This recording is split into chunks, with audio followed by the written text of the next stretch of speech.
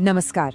चलिए आज बात करते हैं एक ऐसे राजकुमार की जिसने ऐशो-आराम की जिंदगी छोड़कर ज्ञान की तलाश में सब कुछ त्याग दिया और दुनिया को एक नया रास्ता दिखाया। ये कहानी है गौतम बुद्ध की। उन्हें एशिया का ज्योतिपुंज यूं ही नहीं कहा जाता, ये एक बहुत बड़ा खिताब है।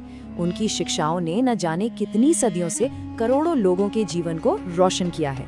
तो चलिए जानते हैं कैसे। तो सवाल यही उठता है कि आखिर ऐसी क्या वजह थी, क्या मजबूरी थी कि एक राजकुमार को महल की वो सुनहरी दीवारें छोड़कर कांटों भरे रास्ते पर चलना पड़ा।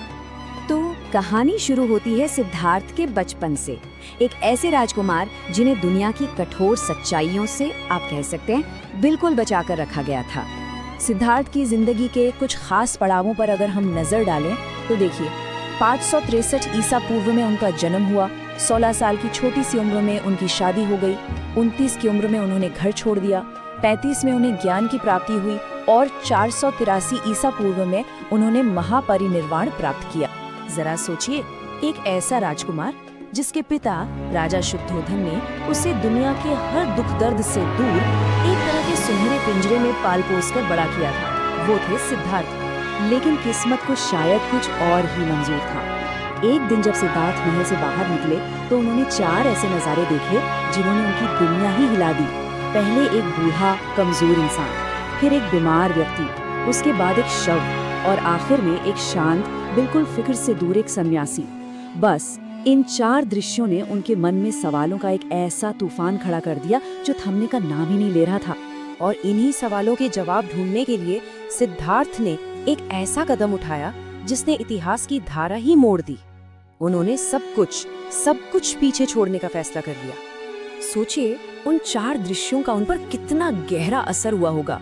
वो इतने बेचैन हो गए कि सिर्फ 29 साल की उम्र में उन्होंने अपनी पत्नी यशोधरा, अपने बेटे राहुल और उस आलीशान राजपाट को हमेशा हमेशा के लिए छोड़ दिया।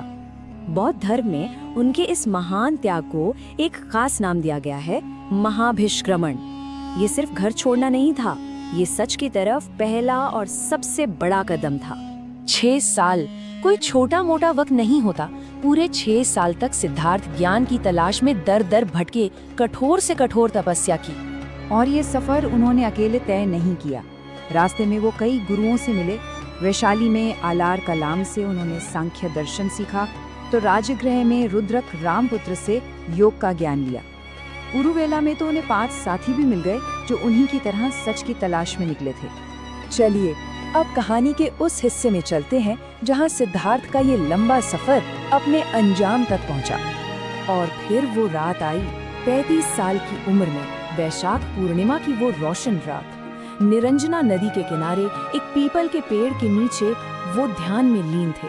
और तभी सिद्धार्थ के अंदर ज्ञान का सूर्य उगा। उन्हें वो जवाब मिल गए जिनकी उन्हें तलाश थी। बस उसी दिन के बाद से सिद्धार्थ बुद्ध कहलाए। बुद्ध यानी वो इंसान जो जाग गया हो, जिसे परम ज्ञान मिल गया हो।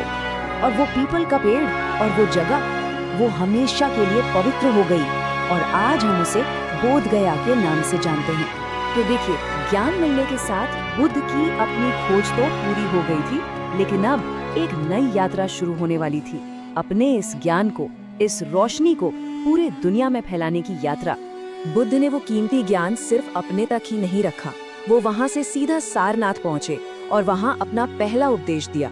ये पल बौद्ध इतिहास का एक सुनहरा पन्ना बन गया। इस पहले उपदेश को एक बहुत ही खूबसूरत नाम दिया गया है, धर्मचक्र प्रवर्तन।